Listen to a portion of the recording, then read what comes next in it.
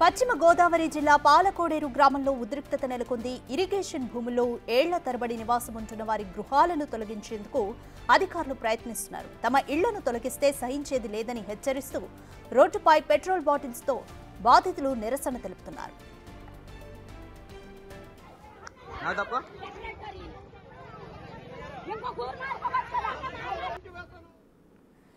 More details మా ప్రతినిధి సాగర్ అందిస్తారు. సాగర్, ఇరిగేషన్ భూముల్లో ఉన్న గృహాలను తొలగించేందుకు అధికారులు సన్నాహాలు చేస్తున్నారు. అయితే బాధితులు మాత్రం పెట్రోల్ బాటిల్స్ తో రోడ్డుపై నిరసన తెలుపుతున్నారు. ప్రస్తుతం సిచ్యువేషన్ ఏ విధంగా ఉంది?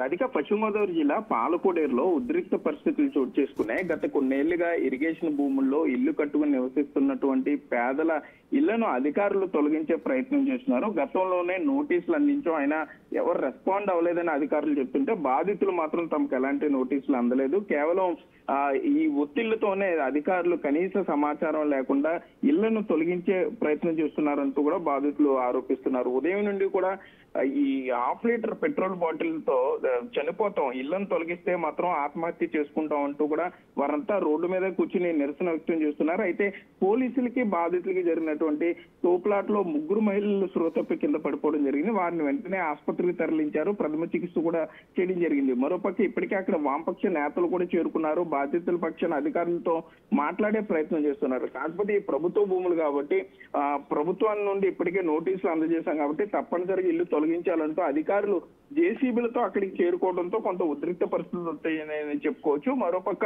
అధికారులకు సహాయంగా లా అండ్ ఆర్డర్ ప్రాబ్లం కూడా పోలీసులు కూడా అక్కడికి చేరుకున్నారు. కాకపోతే ఇటు బాధితులు కొంత బలవంతంగా పట్టుబడడం, ఇళ్లను తొలగిస్తే చూస్తూ ఊరుకోమంటూ ఆ జేసీబీలు కొంత అడ్డుపడే ప్రయత్నాలు చేయడం, పెట్రోల్ మీద పోసుకుని తమను తాము ఆత్మహత్యకు చేసుకునే ప్రయత్నాలు చేయడంతో పోలీసులు కూడా ముందు జాగ్రత్త చర్యలో భాగంగా ఫైర్ ఇంజిన్ కూడా అక్కడికి తెప్పించడం జరిగింది. ఇటు ఫైర్ సిబ్బంది, పోలీసు, రెవెన్యూ సిబ్బంది అక్కడ సంయుక్తంగా కార్యక్రమం నిర్వహిస్తున్నారని చెప్పుకోవచ్చు. మరోపక్క పేదలు మాత్రం కూటమి ప్రభుత్వం తమను అర్థం చేసుకోవాలి, ఎక్కడైనా స్థలాలు చూపించాలి, స్థలాలు చూపించిన తర్వాత అక్కడ తమకు అనువుగా ఉంటే తప్పనిసరిగా వెళ్లే ప్రయత్నం చేస్తాం. కానీ ఇట్లా సడన్ గా వచ్చి ఇప్పటికప్పుడు ఇల్లు ఖాళీ చేసి వెళ్ళిపోమంటే ఎక్కడికి వెళ్తాం అంటూ కూడా మహిళలంతా కూడా రోడ్డెక్కి నిరసన చెప్పే పరిస్థితులు అయితే ఇక్కడ ఉన్నాయి. Radhika, right, thank you Sagar.